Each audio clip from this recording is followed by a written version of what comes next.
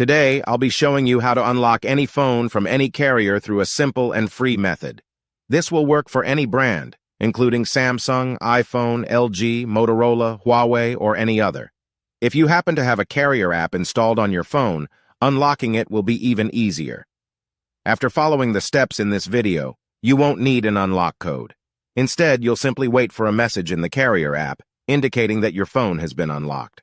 For iPhone users, just connect your device to Wi-Fi, and the unlock should activate. Before we begin, I'd like to mention a small disclaimer.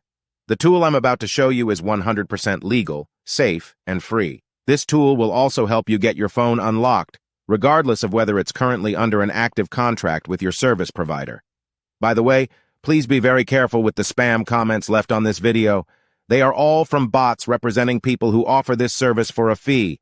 We might be affecting their business since I'm showing you a free method to unlock your phone from carriers. Follow my exact steps from this video, and after that, you will have a phone that will work with any SIM card from any carrier in the world.